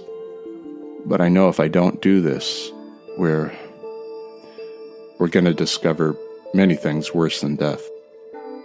The Ostium begins to take shape in my mind, and accordingly a pinprick of a hole opens in this reality, leading to the world I'm trying to get us to. Like it was with the soldiers, this is also a fuzzy, blurry, unclear place. If we make it through in time and survive, the details will solidify and become clear. But the more I work at it, the easier things become. The faster things move, and I watch the door growing before. Who has meddled? Yes, I can sense you. Where are you, little helpless child? Where? Yes. Now I see you. Now I feel you. Do not fret. I am coming for you. The last word slams into me like a phantasmagorical punch. I almost lose control completely. The ostium would have disappeared like the closing wink of an eye, but I was able to hold on by the very tips of my mental fingers. Not long to go. Oh shit. She's at the top of the stairs. The ostium is big enough now for us to move through. I'll keep making it bigger to aid us, but we need to move. Now. I grab Dave's arm and pull him up to me. He leans against me. More slumps. I slap his face and he regains little composure. Enough to hold his own, sort of. Keep himself kneeling. I can't support both of us. I start crawling toward the door, pulling Dave along. He's aware enough to understand what I'm doing and helps himself along.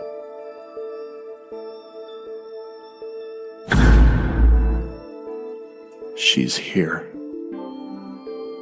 She's got to us.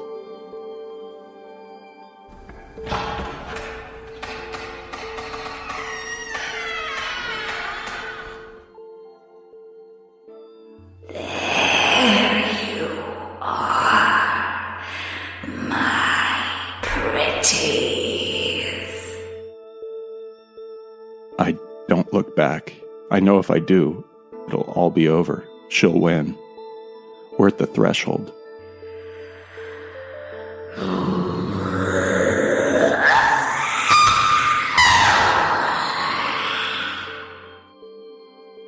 I wrap my arms around Dave and he does the same for me.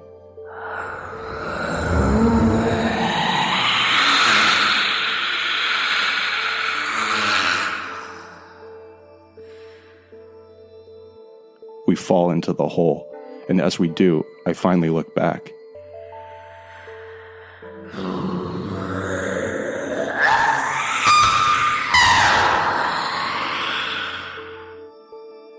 She's there.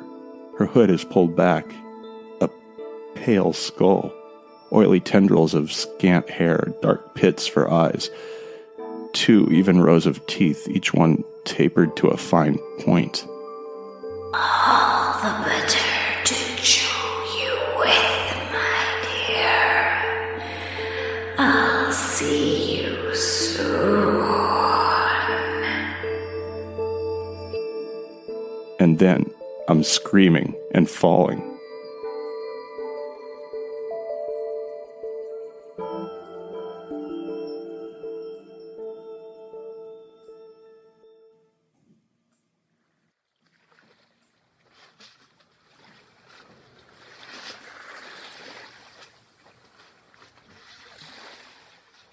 I regain consciousness after passing out yet again, only this time I'm experiencing a whole new level of weariness.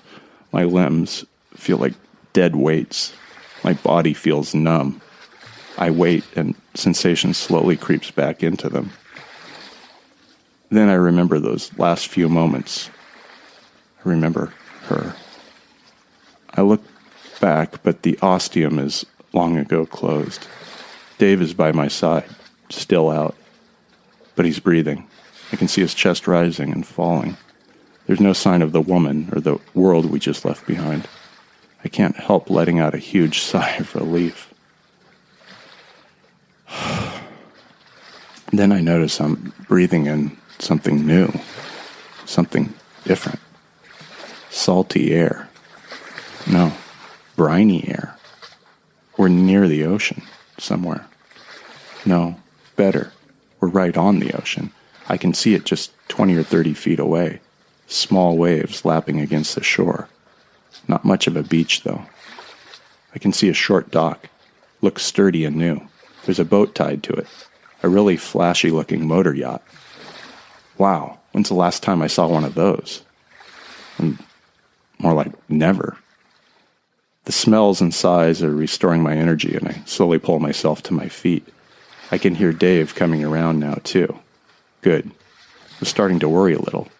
He was further gone than I was. Passing through could have put him over the edge. But he's a fellow Ostium traveler. He's made of strong stuff, just like Monica and I. I turn around to learn more about where I am, and then I see it, and my mouth just drops open. It was behind me the whole time, and I had no idea.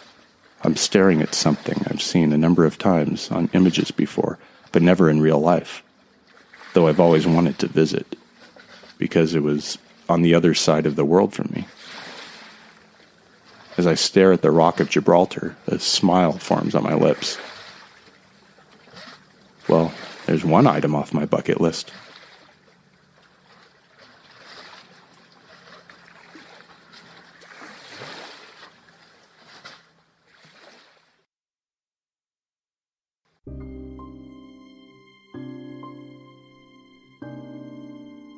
This Supercut episode was written and produced by Alex E. Telander.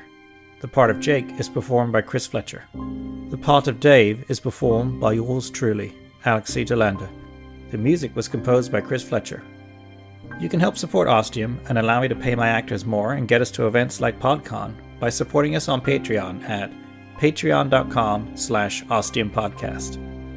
For as little as $2 a month, you gain access to lots of bonus materials like outtakes, Ostium files, the Welcome to Your Door series of Ostium vignettes, the Behind the Ostium Behind the Scenes series, and your very own door number. At the $5 level, we'll send you a cool Ostium sticker. And at the $10 level, you'll get access to new episodes a whole week sooner.